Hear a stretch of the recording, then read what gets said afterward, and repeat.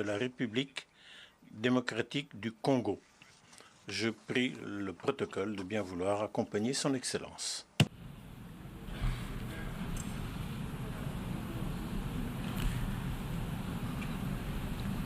On behalf of the General Assembly, au nom de l'Assemblée générale, j'ai l'honneur de souhaiter la bienvenue à son Excellence Félix Antoine Tshisekedi Tshilombo, président de la République démocratique du Congo, et je l'invite à s'adresser à l'Assemblée. Excellence, à vous. Président de l'Assemblée générale des Nations unies,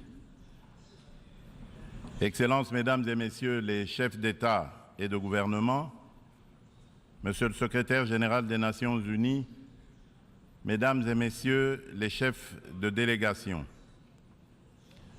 la tenue de cette 78e session de l'Assemblée générale des Nations unies m'offre l'opportunité de partager avec les États membres de notre organisation la vision et les préoccupations majeures de mon pays, la République démocratique du Congo, face aux enjeux de l'heure dans le monde. Cependant, en avant-propos, je voudrais féliciter son Excellence M. Denis Francis pour son élection à la présidence de notre auguste Assemblée et rassurer l'ensemble des membres de son bureau du soutien de mon pays dans l'accomplissement de la noble mission leur confiée par notre institution. Je m'en voudrais si je ne remerciais pas le président sortant, M. Saba Korosi, pour son leadership clairvoyant et son dévouement qui ont contribué à faire avancer les débats et à trouver des solutions concertées. Mes remerciements s'adressent également à M. Antonio Guterres, secrétaire général des Nations unies, pour son engagement actif et permanent en faveur de la paix et la sécurité internationale. Monsieur le Président, pendant que se tient ici à New York cette session, le peuple marocain n'a pas encore fini de pleurer ses victimes ni guéri ses plaies par suite des puissants tremblements de terre survenus dans la nuit de vendredi 8 au samedi 9 septembre en cours, causant la mort de plus de 3000 Marocains, en blessant au moins 5000 et détruisant plusieurs villes et localités du royaume. De même, les Libyens ne sont pas encore sortis des traumatismes des inondations qui ont ôté la vie à plus de 20 000 personnes et provoqué d'énormes dégâts matériels le dimanche 10 de ce même mois. Le peuple congolais salue la mobilisation de la communauté internationale pour secourir ces peuples frères du Royaume du Maroc et de la Libye. Il leur exprime toute sa compassion et sa solidarité et souhaite une prompte guérison à tous les blessés de ces deux calamités naturelles. Monsieur le Président, au-delà de déplorer ces calamités naturelles, l'actuelle session de l'Assemblée générale se tient à une période exceptionnelle de notre histoire où le monde est confronté à des situations graves qui menacent l'existence même de la nature humaine.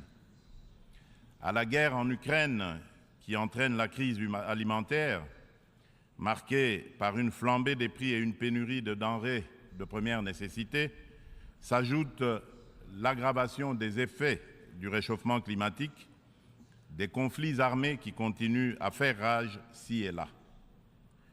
Ces crises qui se renforcent mutuellement mettent au défi le système multilatéral et la coopération internationale. Or, maintenir la paix et la sécurité internationale, garantir la justice et les droits humains, favoriser le progrès social, instaurer les meilleures conditions de vie, sont en effet des vœux unanimes et intemporels de tous les peuples du monde qui doivent par conséquent demeurer au centre de notre action collective suivant une approche réellement multilatérale et inclusive. Nous sommes interpellés à travailler ensemble en vue de répondre à ces défis qui sont de portée existentielle. C'est pour cette raison fondamentale que je salue la pertinence du thème central annuel de cette session, intitulé « Rétablir la confiance et raviver la solidarité mondiale, accélérer l'action menée pour réaliser le programme 2030 et les objectifs de développement durable en faveur de la paix, de la prospérité, du progrès et de la durabilité pour tous. » Cette thématique place les valeurs de solidarité et de confiance au cœur des facteurs de la relance et l'accélération des solutions aux défis mondiaux étroitement imbriqués afin que faire progresser la paix, la sécurité et le développement durable. Ces deux valeurs prennent tout leur sens dans le contexte de crise que nous vivons aujourd'hui. À ce sujet, il est essentiel de rappeler qu'à mi-chemin vers l'atteinte des ODD en 2023, sous l'effet conjugué des catastrophes climatiques, des conflits récurrents, de la récession économique et des effets persistants de la pandémie de Covid-19, les inégalités et la pauvreté se sont aggravées. La faim et la malnutrition sont en augmentation. Les besoins humanitaires et les déplacements de population atteignent des niveaux records. Et les catastrophes climatiques et environnementales plongent le monde dans un risque systémique et existentiel des plus graves. Pour venir à bout de ces fléaux qui sont des menaces réelles à la paix et à la sécurité internationale, ainsi qu'un obstacle majeur à la prospérité et au progrès des nations, il est évident que la mutualisation des énergies et une approche multilatérale dans la confiance réciproque et la solidarité sont des atouts majeurs et indispensables. Monsieur le Président, le maintien de la paix et de la sécurité internationale constitue le fondement et l'objectif primordial de la création de l'Organisation des Nations Unies. Ceci requiert plus de détermination et d'engagement de tous face à toute menace contre la paix et la sécurité dans le monde.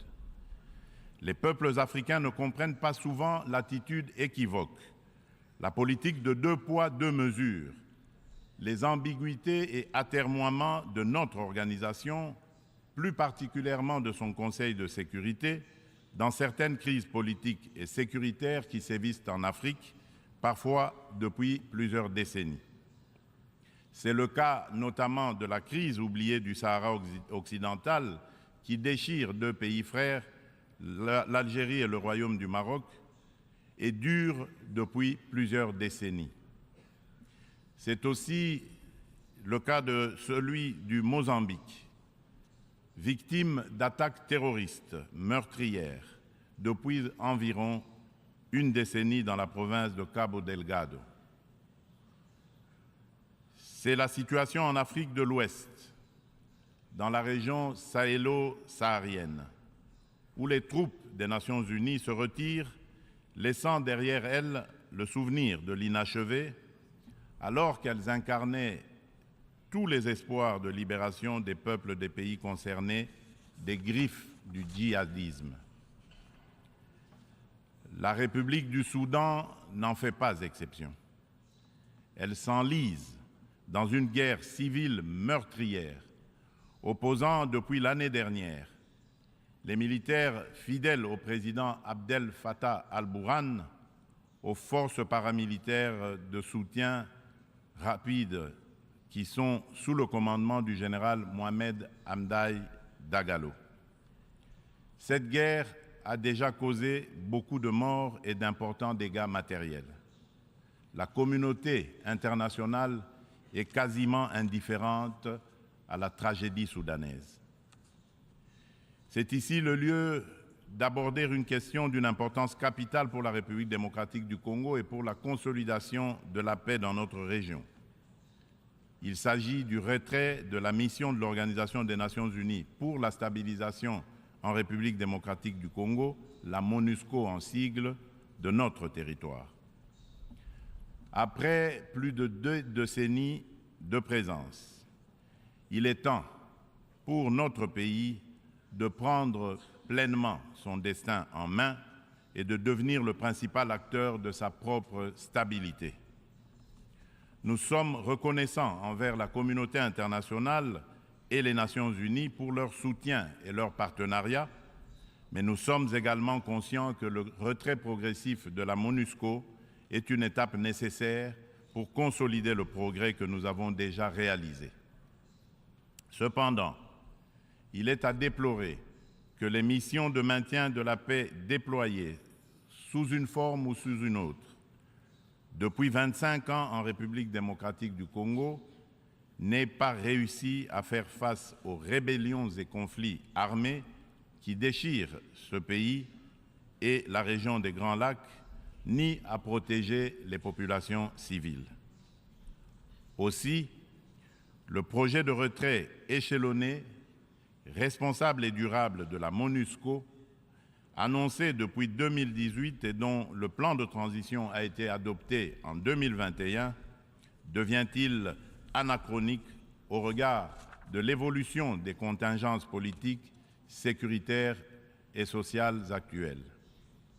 Il est donc illusoire et contre-productif de continuer à s'accrocher au maintien de la MONUSCO pour restaurer la paix en République démocratique du Congo et stabiliser celle-ci. Par ailleurs, l'accélération du retrait de la MONUSCO devient une nécessité impérieuse pour apaiser les tensions entre cette dernière et nos concitoyens. Il est temps pour mon pays d'explorer de nouveaux mécanismes de collaboration stratégique avec les Nations Unies, davantage en phase avec nos réalités actuelles.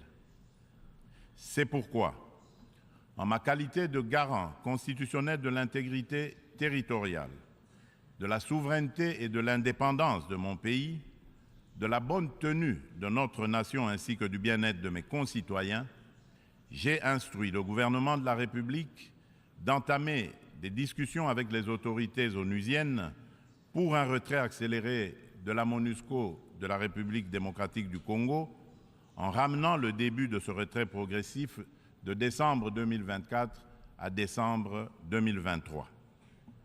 Tel est le sens de la démarche actuelle de notre gouvernement, qui a adressé un courrier au président du Conseil de sécurité des Nations Unies en date du 1er septembre 2023, sollicitant l'accélération du retrait de la MONUSCO.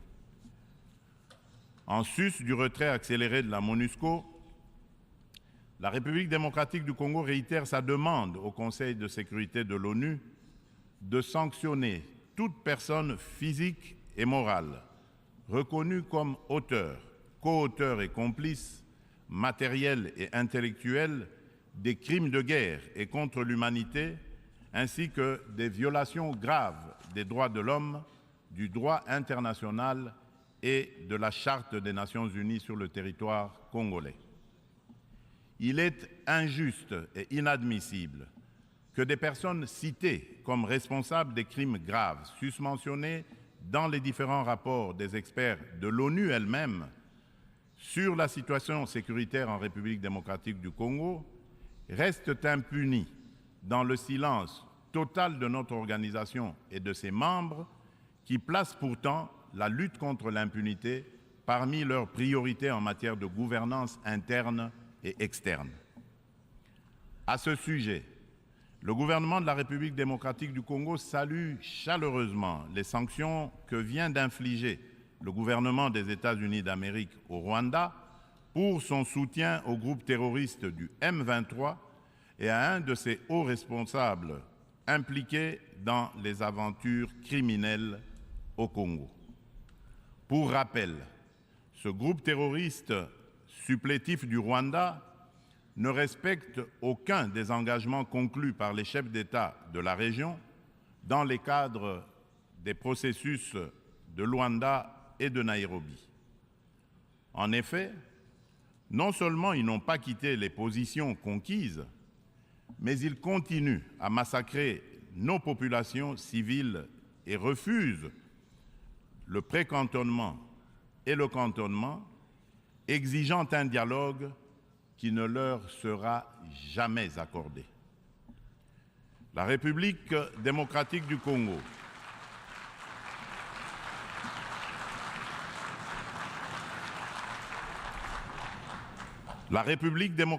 du Congo espère que les autres États suivront ce bon exemple montré par les États-Unis d'Amérique de soutien à la lutte commune contre l'impunité et au triomphe des idéaux de justice et de solidarité entre les peuples.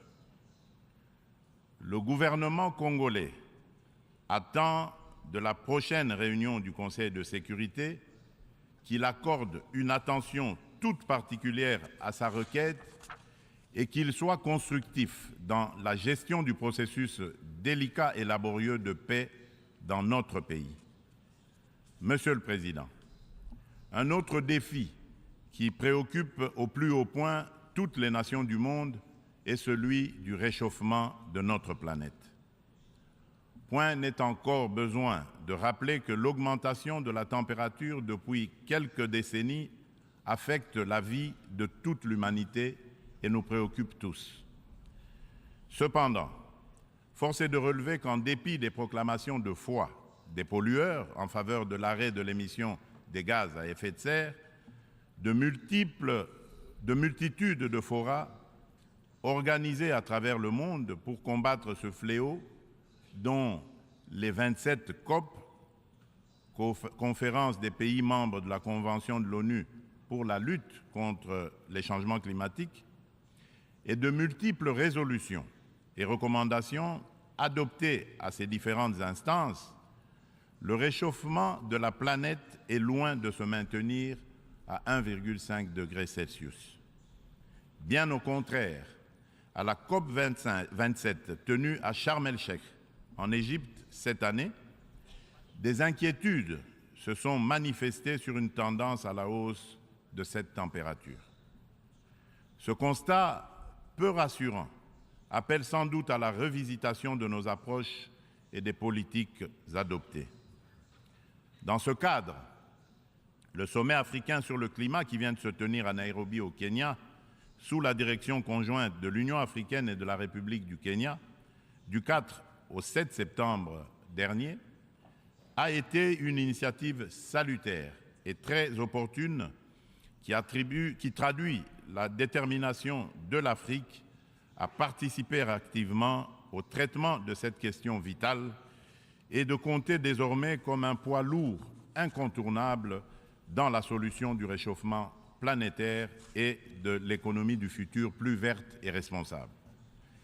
Les Africains sont sortis du sommet avec un cahier de charges commun, contenu dans la déclaration de Nairobi et axé notamment sur la réforme de l'architecture du système financier international pour plus d'équité, la restructuration et l'allègement des dettes de leur pays, la transformation locale de leurs produits et la mise en place d'un régime de taxation de carbone incluant une taxe sur le commerce des combustibles fossiles, ainsi que sur le transport maritime et aérien.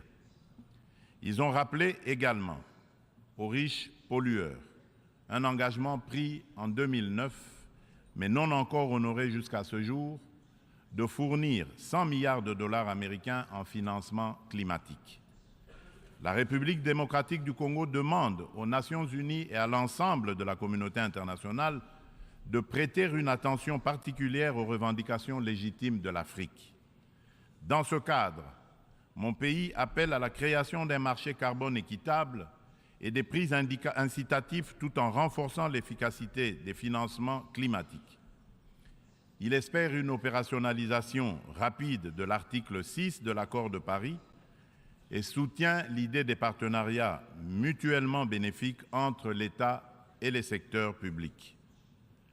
C'est dans la même logique que la République démocratique du Congo réitère sa disponibilité de coopérer avec tout partenaire, public ou privé, pour mettre en valeur ces minerais stratégiques en vue de la transition écologique et a pris des engagements courageux, notamment ceux de consacrer 30% de la superficie de son territoire national à la préservation de la biodiversité et de déposer une contribution prévue déterminée comportant des mesures d'atténuation axées sur 4 secteurs prioritaires: l'agriculture, les forêts, l'énergie et les transferts de technologies, ainsi que des mesures d'adaptation. Monsieur le Président, le multilatéralisme et le respect d'un système mondial fondé sur des règles ont soutenu la paix, la sécurité, la santé et la prospérité dans de vastes parties du monde depuis 78 ans. Les Nations Unies incarnent ces principes et restent un acteur indispensable pour faire face aux menaces existentielles contemporaines, qu'il s'agisse de la crise alimentaire actuelle, du changement climatique, du terrorisme, ainsi que des pandémies et de la prolifération nucléaire. Aucune de ces menaces mondiales critiques ne peut être résolue par des nations agissant seules, aussi puissantes soient-elles. Tout cela exige une coopération multilatérale. Pour conserver la confiance de la communauté internationale, l'Organisation des Nations Unies doit montrer qu'elle est capable de s'adapter au temps présent et de relever avec efficacité et responsabilité les défis d'aujourd'hui. Aussi, pour donner un nouveau départ au multilatéralisme, la réforme de la Charte des Nations Unies sur les points clés, Conseil de sécurité, veto, chapitre 7, recours à la force, est-elle indispensable, mais ne serait pas suffisante. Les chantiers ne manquent pas. La coordination et la coopération entre les différentes institutions et agences des Nations Unies sont imparfaites. Des problèmes globaux sont abordés plusieurs fois dans différentes enceintes, sous des angles différents, de façon contradictoire. D'autres ne le sont jamais, nulle part. Chaque bureaucratie internationale entend persévérer dans son être. À ce sujet, la demande pressante et incessante de mon pays et de l'Afrique tout entière est d'élargir le Conseil de sécurité des Nations Unies en tant qu'organe pilote et décisionnel de l'ONU, afin de pouvoir intégrer en son sein 2 représentants du continent africain en qualité de membres permanents aux fins de consacrer un équilibre géographique juste et représentatif. D'où la pertinence et la nécessité de réformer notre organisation vieille de 78 ans, qui accuse certaines limites face aux mutations actuelles et à la dynamique internationale, afin de lui donner plus d'inclusivité, aussi bien dans sa composition que dans son processus de prise de décision, qui désormais devra prendre en compte la voix de l'Afrique. Monsieur le Président, avant de clore mon propos, permettez-moi du haut de cette tribune de revenir sur la question des violences faites aux femmes dans le contexte de guerre et des conflits armés. Il n'est un secret pour personne que la République démocratique du Congo est l'un des États africains où les violences sexuelles contre la femme sont les plus déconcertantes, du fait notamment des décennies de conflits armés. Afin de soulager les souffrances des femmes victimes des violences liées au conflit et de réparer un tant soit peu le préjudice leur causé, mon pays a mis en place des mécanismes institutionnels spécifiques. Il s'agit notamment du Fonds national des réparations des victimes des violences sexuelles liées au conflit et des victimes des crimes contre la paix et la sécurité de l'humanité, le FONAREV, créé en décembre 2022. Dans le prolongement de ces initiatives de protection et de promotion de la femme, la République démocratique du Congo s'emploie inlassablement à changer le regard des hommes sur les femmes, notamment en bannissant les structures sociétales qui créent des barrières à l'épanouissement de la femme, ainsi que les dynamiques de pouvoir qui sous-tendent les relations hommes-femmes. En effet, les compétences et les ressources données aux femmes ne suffisent pas à elles seules pour changer leurs conditions. Il est indispensable, en plus, de changer les dynamiques sociales au sein des couples, des familles et des communautés.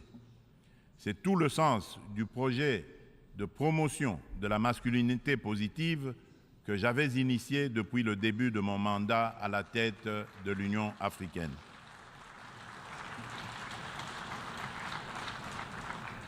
Monsieur le Président de l'Assemblée générale des Nations unies, Excellences, Mesdames et Messieurs les chefs d'État et de gouvernement, Monsieur le Secrétaire général des Nations unies, Mesdames et Messieurs les chefs de délégation, pour conclure, je voudrais confirmer une fois de plus qu'à la fin de cette année, des élections générales seront organisées en République démocratique du Congo dans les institutions à mandat électif jusqu'au niveau des communes. En vue de garantir leur succès, toutes les parties impliquées se mobilisent activement. La Commission électorale nationale indépendante, la CENI, a déjà convoqué le corps électoral et publié les listes des candidats pour les législatives nationales et provinciales ainsi que les municipales.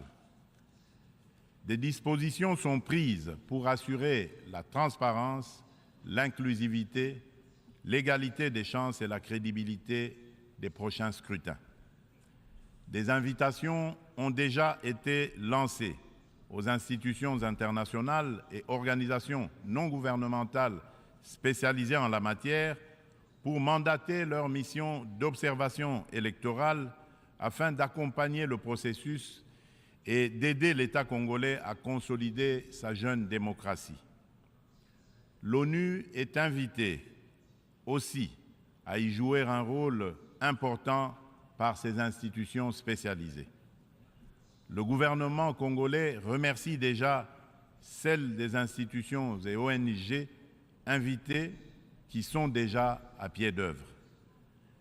La République démocratique du Congo reste convaincue que l'ONU reste le cadre le plus approprié pour discuter de l'avenir de notre planète et des relations aussi bien entre les peuples qu'entre les États. Suite à la tenue d'élections démocratiques et apaisées au Zimbabwe, je lance un appel pressant aux Nations unies de mettre tout en œuvre pour obtenir la levée immédiate des sanctions contre la République du Zimbabwe et son peuple. Cependant, pour remplir efficacement ces lourdes et délicates missions et mériter la confiance de tous, l'ONU doit incarner les valeurs de justice, d'équité et de solidarité et être représentative de tous dans notre diversité culturelle, politique, économique et sociale. C'est là tout le sens de sa réforme sur laquelle les Africains ne cessent de revenir et du combat que nous devons tous mener. Je vous remercie.